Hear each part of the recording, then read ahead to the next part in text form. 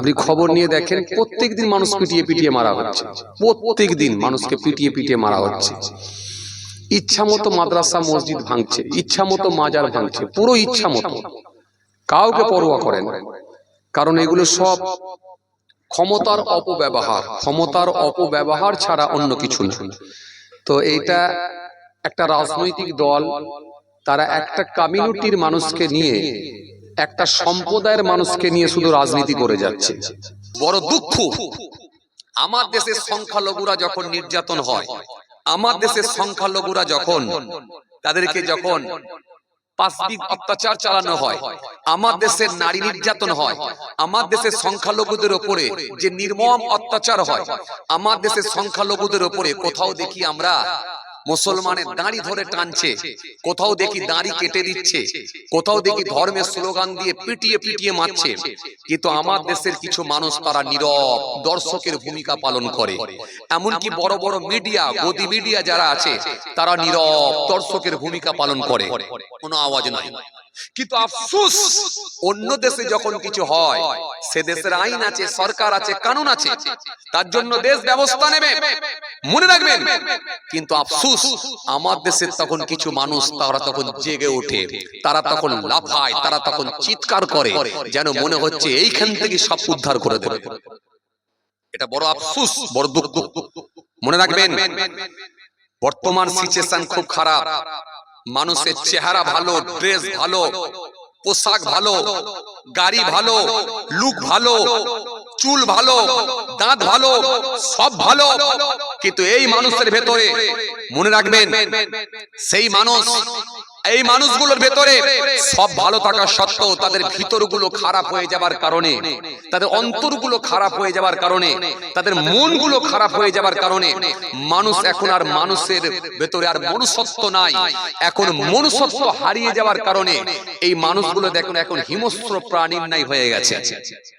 আপনি অবাক হয়ে যাবেন যেভাবে আজকে রাজনীতি হচ্ছে গোটা দেশ জুড়ে, গোটা ভারতবর্ষে জুড়ে। আমরা স্বাধীনতার পর থেকে এইরকম রাজনীতি কখনো দেখি না, ভাবতে অবাক লাগে। জানি না আমাদের পরের জেনারেশন, আমাদের পরের প্রজন্ম যারা আসবে, তাদের অবস্থা কিন্তু আরো করুণ হয়ে যাবে। ভাইরা আমার, বন্ধুরা আমার, সাথী মহব্বতের ভাইরা, অথচ এই দেশ, মনে রাখবেন, হিন্দু মুসলমান ঐক্যবদ্ধ হয়ে ব্রিটিশরা যেভাবে অরাজকতা শুরু করেছিল, ব্রিটিশরা যেভাবে হিংসার বাতাবরণ তৈরি করেছিল, ব্রিটিশরা যেভাবে ধর্মের বিভাজন তৈরি করেছিল, ব্রিটিশরা যেভাবে মানুষের মধ্যে লেলিয়ে দিয়ে লাগিয়ে দেওয়ার চেষ্টা চালিয়েছিল, কিন্তু এই দেশের হিন্দু মুসলমান ঐক্যবদ্ধ হয়ে, এই দেশের হিন্দু মুসলমান এক প্ল্যাটফর্মে এসে ব্রিটিশদেরকে এদেশ থেকে বিতাড়িত করেছিল, সাদা চামড়ার মানুষদেরকে বিতাড়িত করেছিল, সাদা চামড়ার মানুষদেরকে এদেশ থেকে বহিষ্কার করতে তারা পেরেছিল। কিন্তু বড় দুঃখের সঙ্গে বলতে হয়, আজকে সেই ব্রিটিশদের কার্যক্রম, ব্রিটিশদের কার্যকলাপ, ব্রিটিশদের কর্মকাণ্ড, আজ কিছু মানুষ সেগুলোকে ধার করে নিয়ে একই স্টাইলে দেশকে চালাবার চেষ্টা চালায়। কিন্তু মানুষের মধ্যে বিভাজন তৈরি করে দেওয়ার কারণে এখনো কিছু মানুষ তারা নীরব দর্শকের ভূমিকা পালন করে। মনে রাখবেন, কিছু সেকুলার ব্যক্তি আছে, হিন্দু মুসলমান জৈন খ্রিস্টান এখনো সেকুলার আছে। এই সেকুলার ব্যক্তিগুলো আছে বলে এখনো দেশেতে আমরা হাসি মুখে চলতে পারছি, এখনো কিছু মানুষ তারা শান্তির সঙ্গে বসবাস করতে পারছে, প্রতিবাদ হচ্ছে, প্রতিবাদের ঝড় উঠেছে। কিন্তু মনে রাখবেন, যখন এই পুরো মানুষ যখন ঐক্যবদ্ধ হয়ে হিন্দু মুসলমান জৈন খ্রিস্টান যখন এক প্ল্যাটফর্মে চলে আসবে, তখন মনে রাখবেন ব্রিটিশদের মতো এদেরকেও কিন্তু দেশ থেকে বিতাড়িত হতে বাধ্য হবে। কারণ এই দেশ, সেই দেশ, এই বাংলা, সেই বাংলা, এ দেশ হলো রামকৃষ্ণর দেশ, এ দেশ হলো রাজা রামমোহন রায়ের দেশ, এ দেশ হলো আশফাকুল্লাহ খানের দেশ, এ দেশ হলো কাজী নজরুল ইসলামের দেশ, এ দেশ হলো রবীন্দ্রনাথ ঠাকুরের দেশ, এ দেশ হলো, এ দেশ হলো, জি, এ দেশ হলো, এ দেশ হলো রামকৃষ্ণ দেবের দেশ, এ দেশ হলো, এ দেশ হলো ঈশ্বরচন্দ্র বিদ্যাসাগরের দেশ, এ দেশ হলো মাওলানা আবুল কালাম আজাদের দেশ, এ দেশ হলো খাজা গরিবে নওয়াজের দেশ, এ দেশ হলো ফুরফুরার পীর, এ বাংলা হলো ফুরফুরার পীর আবু বকর সিদ্দিকী রাদিয়াল্লাহু আলাইহির বাংলা। এদেশে যারা অশান্তি লাগাবার চেষ্টা চালাও, যারা মাজার নিয়ে, যারা মসজিদ নিয়ে, যারা মসজিদ নিয়ে, মাজার নিয়ে, ধর্ম নিয়ে একটা কমিউনিটির মানুষকে নিয়ে, মন্দির নিয়ে এই জাত বিভাজনের রাজনীতি যারা চালিয়ে যাও, সাবধান হয়ে যাও, সাবধান হয়ে যাও, সাবধান হয়ে যাও। তোমাদের মাস্তানি খুব বেশি দিন খাটবে না, এটা মনে রেখো। মানুষ ঐক্যবদ্ধ হচ্ছে, মানুষ কনসাস হয়েছে, মানুষ সচেতন হয়েছে, মানুষ এখন শিক্ষিত হয়েছে। মনে রেখে দিও, তোমাদের মাস্তানি বেশি দিন খাটবে না, এটা মনে রেখো। আজকে টুপি নিয়ে রাজনীতি করছো, গরুর গোশত নিয়ে রাজনীতি করছো, মাজার নিয়ে রাজনীতি করছো, মসজিদ নিয়ে রাজনীতি করছো, মাজার নিয়ে রাজনীতি করছো, মসজিদ নিয়ে রাজনীতি করছো। তোমাদের কাছে কি আর কোনো ইস্যু নেই? তোমাদের কাছে চাকরি নাই, তোমাদের কাছে শিক্ষা নাই, তোমাদের কাছে স্বাস্থ্য নাই, তোমাদের কাছে চিকিৎসা নাই, তোমাদের কাছে হসপিটাল নাই, তোমাদের কাছে নার্সিং হোম নাই, তোমাদের কাছে কলেজ ইউনিভার্সিটি করার চিন্তা ভাবনা নাই। মানুষের রুজি রুটি নিয়ে কখনো কথা বলো নাই, সর্বসময় শুধু হিংসার রাজনীতি করে চালিয়ে যাচ্ছ। নিরীহ মানুষগুলোকে তোমরা নির্মমভাবে হত্যা করছো। মনে রেখো, এ ফল ভালো হবে না, এ ভুলের মাসুল কিন্তু আগামী দিন তোমাদেরকে গুনতে হবে। যাই হোক, সংক্ষেপ, আমি রাজনীতির লোক না, আমি রাজনীতি করি না, কারোর হয়েও করি না, কারোর বিপক্ষেও বলি না। একেবারে নিরপেক্ষ ভাবে যখন আমার মনে হয়, তখন আমি দুটো কথা অন্যায় যেগুলো দেখি সেগুলোর প্রতিবাদ করার জন্য বলি। এটা আমার নৈতিক দায়িত্ব। কেন রাসূল বলেছেন, হুব্বুল ওয়াতানি মিনাল ঈমান, দেশ প্রেম হলো ঈমানের অঙ্গ। রাসূল বলেছেন, লা ইয়ারহামুল্লাহু আল্লাহ ইয়ারহামুন নাস, আল্লাহ তার উপরে দয়া করে না যে মনুষ্য জাতির উপরে দয়া করে না। এই মানুষের উপরে দয়া যদি না করো, মনে রেখে দিও, আজকে যেভাবে তোমরা হিংসার রাজনীতি চালিয়ে যাচ্ছ, আগামী দিন কিন্তু এই মানুষ তোমাদেরকে ছাড়বে না। ব্রিটিশদের থেকেও তোমাদের অবস্থা আরো করুণ হবে। যাই হোক, দু চারটে কথা বললাম, আপনাদেরকে আমি খুব বেশি আলোচনাও করব না, খুব বেশি কষ্টও দেবো না। ঠান্ডার রাত, শীতের রাত, বড় কষ্ট করে এসে আপনারা বসেছেন, আসেন। খুব বেশি আলোচনা করতে চাইছি না, যথেষ্ট আলোচনা হচ্ছে। আর আমিও তো আপনাদের এখানে পরপর প্রত্যেক দিনই কম বেশি এই লাইনে আছি, প্রত্যেক দিনই কম বেশি এই লাইনে আছি। তো যাই হোক, আলহামদুলিল্লাহ, মাঝে মাঝে আল্লাহ নিয়ে আসেন, দু চার কথা আলোচনা করি। চলুন, আজকের আলোচনা খুব বেশি লম্বা করতে চাইছি না, অল্প সময় সংক্ষিপ্ত কিছু বয়ান করে দোয়া করে দেব। খুব কষ্ট আপনাদেরকে দেবো না।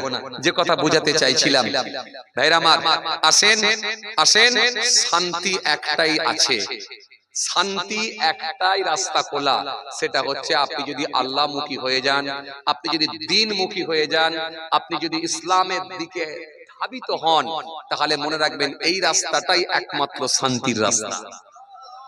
একটু জোরে বলবেন না? আসেন, ভুল বুঝবেন না, আমি ছোট ছোট করে কতগুলো কথা বলছি, ছোট ছোট করে কতগুলো কথা বলছি, এগুলো ক্যাচ করার চেষ্টা করবেন এবং পাশাপাশি মূল্যায়ন করবেন, গুরুত্ব দেবেন এবং সেগুলোকে বাস্তবায়ন করার চেষ্টা করবেন। মনে রাখবেন, এই পৃথিবীতে কেউ সারা জীবন বাঁচেনি, বাঁচবে না। এই পৃথিবীতে সারা জীবন কেউ থাকেনি, থাকতে পারবে না। এই পৃথিবী হলো ক্ষণস্থায়ী, চিরস্থায়ী না। আসেন, অল্পতে সন্তুষ্ট হওয়ার চেষ্টা করেন। আল্লাহ রাব্বুল আলামিন যতটা আপনার ইনকাম দিয়েছে, তার উপরে আপনি সন্তুষ্ট হওয়ার চেষ্টা করেন। যতটা ইনকাম দিয়েছে তার উপরে আপনি সন্তুষ্ট হওয়ার চেষ্টা করেন। আপনি নিজের মনকে বোঝান, আল্লাহ আমাকে যে হালে রেখেছে আলহামদুলিল্লাহ, কারণ আরেকজনের অবস্থা আমার থেকে আরো খারাপ। সবসময় উপর দিকে তাকাবেন না, একেবারে নিচের দিকে তাকাবেন, একেবারে নিচু স্তরের দিকে তাকাবেন, তাহলে আপনি আপনার মনকে বোঝাতে পারবেন, শুকরিয়া আদা করতে পারবেন। এক, অল্পতে সন্তুষ্ট হবেন। দুই, অনার্থক কথা বলবেন না। কি বললাম? অনার্থক কথা বলবেন না। কেন? প্রত্যেকটা কথার আপনাকে হিসাব দিতে হবে। কথা কিছু শুনছেন? আমি খুব গুরুত্বপূর্ণ দু চারটে কথা বলছি, এগুলো ক্যাচ করার চেষ্টা করেন। অনার্থক কথা বলবেন না। কেন? প্রত্যেকটা কথার আপনাকে হিসাব দিতে হবে আল্লাহর দরবারে। এই জন্য বাজে কথা বলতে যাবেন না, বেফাস কথা বলতে যাবেন না। যেখানে বেফাস কথাবার্তা হয় সেই জায়গায় বেশি ওঠা বসা করবেন না। অর্থাৎ চায়ের দোকান এবং মাচা, এই জায়গাগুলোকে বেশি গিয়ে সময় ইনভেস্ট করবেন না। এতে কি হবে? অনার্থক আপনি বেশি বকে ফেলবেন, অনার্থক কথাবার্তা হয়ে যাবে, বেফাস কথাবার্তা হয়ে যাবে, লাগাম ছাড়া কথা হয়ে যাবে। সুতরাং এই পাপের ভাগীদার কিন্তু অন্য কেউ হবে না, আপনাকে হতে হবে। তাহলে এক কি বললাম? অল্পতে সন্তুষ্ট হবেন। দ্বিতীয় কি বললাম? বাজে কথা বলতে যাবেন না, বাজে কথা যেখানে হয় সেখান থেকে বেঁচে থাকার চেষ্টা করবেন। দুই।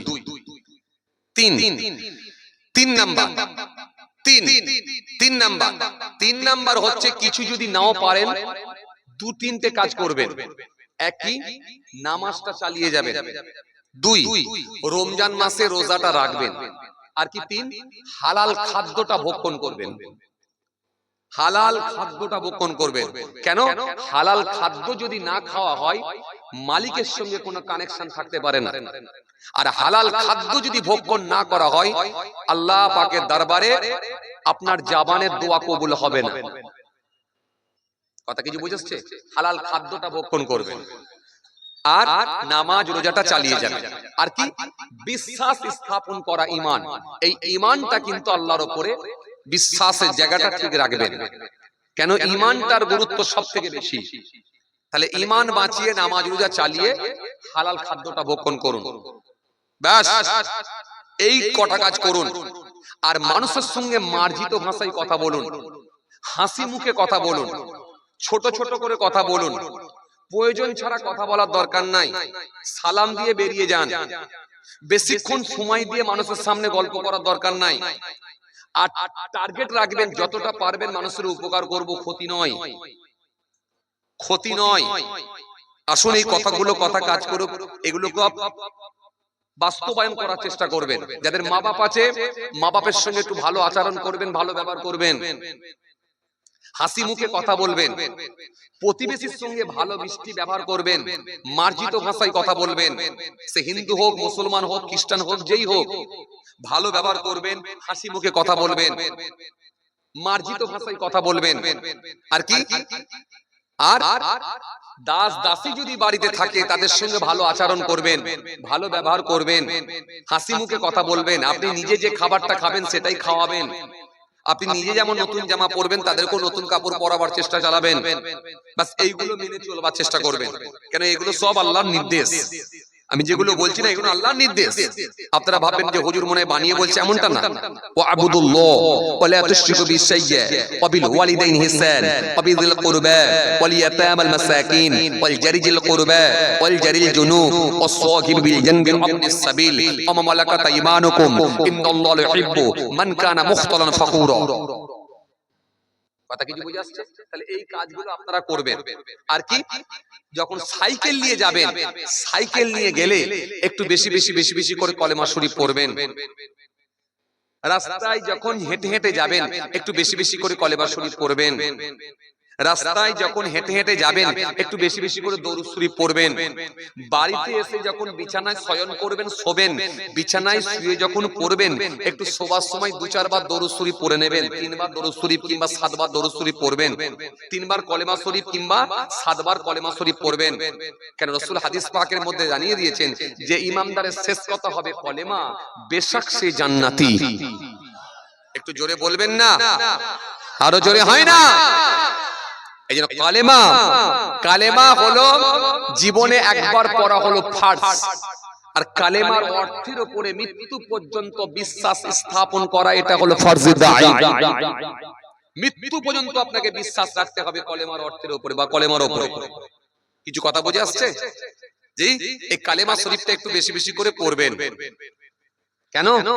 মনে রাখবেন কিতাবের মধ্যে পাওয়া যায় যে ব্যক্তি একবার আন্তরিকতার সহিত কালেমা শরীফ পড়ে, আল্লাহ রাব্বুল আলামিন ইচ্ছা করলে এই কালেমার ভেতরে মোট 12টা অক্ষর আছে। আল্লাহ ইচ্ছা করলে তার পূর্বের 12 মাসের গুনাহকে আল্লাহ মাফ করে দিতে পারে।